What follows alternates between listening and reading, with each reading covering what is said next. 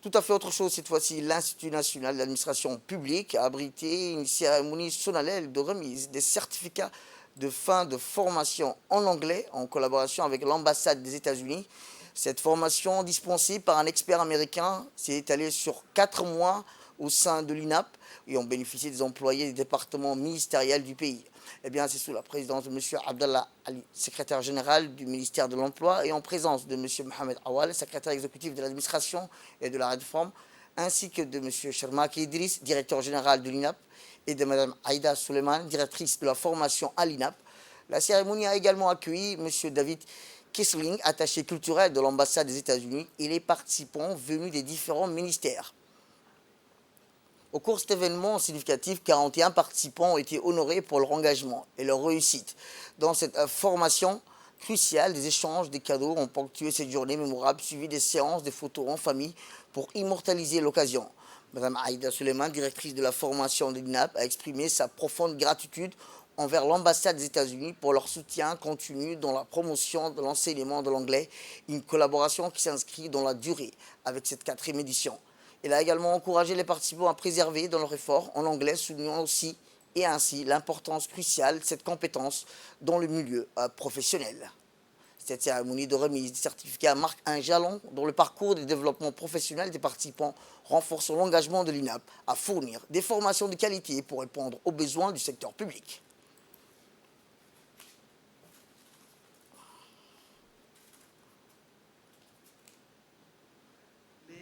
Est essentiel pour nos jeunes. Pour chaque jeune maintenant qui a besoin d'être recruté, on lui dit: est-ce que tu parles anglais? Dans les zones industrielles, allez au port, allez même dans l'internet, même de la recherche. Toutes les recherches maintenant dans les domaines spécifiques sont en anglais.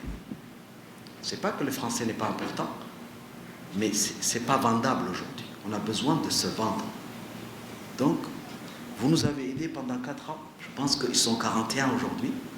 En tout, quand j'ai regardé, en 4 ans, nous avons formé 250, 266 à peu près. 266, c'est pas beaucoup.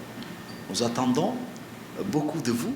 Et nous aussi, on a fait l'effort parce qu'il y a une équipe, il y a une organisation, il y a énormément de gens qui travaillent derrière. Nous allons également renforcer l'équipe.